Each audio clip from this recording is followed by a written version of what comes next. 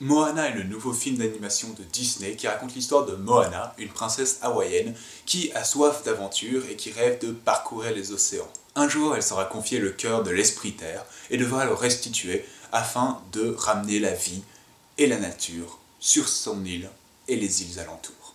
Je vais d'abord parler des choses que je trouve un peu bof et qui ne m'ont pas plus plu que ça, parce que globalement, j'ai plutôt bien aimé le film, donc je préfère mettre de côté tout ce qui m'a un peu dérangé pour ensuite m'intéresser en profondeur à ce qui m'a plu. Premièrement, et c'est plus un caprice qu'autre chose, aucun cinéma en Belgique ne donne le film en VO.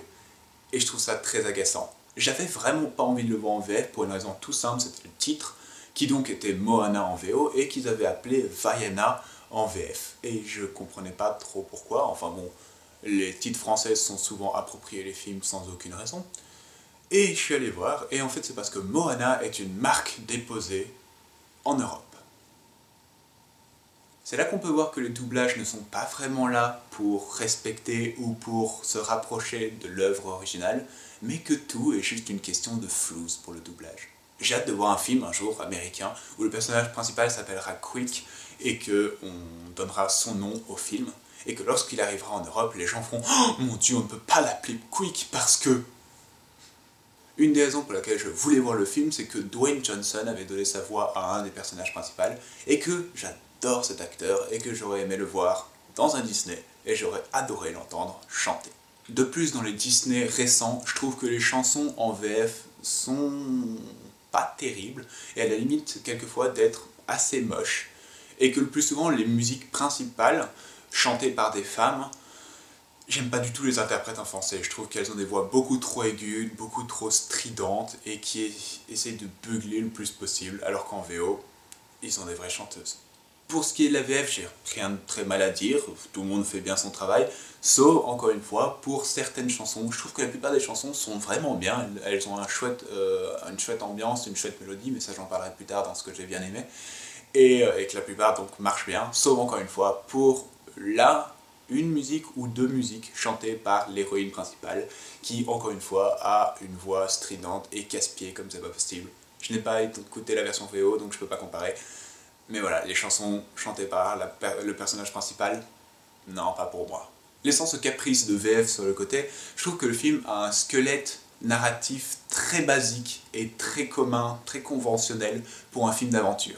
Ça va être personnage qui reçoit un objet, ou qui est dit d'aller à l'aventure, qui va partir à l'aventure mais qui a besoin d'un compagnon pour ça, donc elle va chercher ce compagnon accepte de la suivre à condition de récupérer un objet, donc il y a une petite quête annexe pour aller récupérer l'objet du compagnon. Ils vont ensuite aller vers le but principal, arriver à ce but principal, échouer, le héros va avoir un doute, va être triste, quoi que ce soit. C'est souvent à ce moment-là aussi que le compagnon décide de partir, parce que lui aussi a un doute, ou alors a peur de quelque chose, ou n'importe quelle raison. Et après, le héros va récupérer la foi due à la visite de quelqu'un, ou alors due à la trouvaille de quelque chose, va aller au but principal, et à la dernière minute va être sauvé par ce compagnon qui était parti et que soi-disant on ne s'attendait pas à ce qu'il revienne. Et voilà, c'est très conventionnel. C'est des schémas basiques de films qui sont utilisés dans tous les films, hein. Mais quand je le remarque autant dans un film, c'est que c'est pas assez camouflé et ça me dérange. Parce que forcément ça rend le tout extrêmement prévisible. Et une des dernières choses sur lesquelles je suis pas vraiment convaincu, et là je suis vraiment étonné, c'est peut-être la chose que je reproche le plus au film, je trouve que l'animation de l'eau est un peu ratée en fait. C'est assez paradoxal parce que vu que tout le projet parle de l'océan et de l'interaction avec l'eau, etc., normalement tout l'argent et tous les efforts numériques ont été sur l'animation de l'eau, mais je trouve qu'elle est beaucoup trop gélatineuse en fait, elle est pas assez liquide, elle est beaucoup trop consistante, et effectivement oui, ça me fait plus penser à un océan de gelée que de l'eau. Alors quand elle est en fond, quand elle est en loin, il n'y a pas de problème, il n'y a aucun problème, mais à chaque fois qu'elle interagit avec quelque chose de dur, que ce soit un personnage, un bateau ou quoi que ce soit, j'ai pas l'impression que ce soit de l'eau, j'ai l'impression que ce soit de la gelée. En plus de ça, l'esprit de l'eau a une espèce de forme à la Flubber, ce qui rajoute à mon impression de gelée, et ouais, l'animation de l'eau, étrange. Ces problèmes de côté, c'est un dessin animé vraiment intéressant. Il y a vraiment une chouette recherche visuelle avec des éléments de l'océan qui me fait un peu penser au film L'Odyssée de Pi, pour ceux qui l'ont vu, qui joue vraiment avec le dynamisme des couleurs dans l'océan, la nuit, ou alors le jour, ou alors quand il y a un crépuscule, et qui vraiment a une chouette palette de couleurs tout au long du film. Mais ça ne reste pas juste une recherche visuelle. Comme j'ai dit, Disney s'est intéressé au peuple hawaïen, ou alors au peuple de l'océan dans ce film, et il y a plusieurs choses qui vont avec cela. La musique, comme j'en ai parlé avant, a un style et un rythme un peu plus tropical, et qui donne des nouvelles tonalités que j'avais pas souvent entendues dans des musiques Disney. Il y a plusieurs musiques qui sont dans la langue d'original, donc en hawaïen, et donc là je suppose que la VF l'a pas changé, qu'elle est pareille que la VO.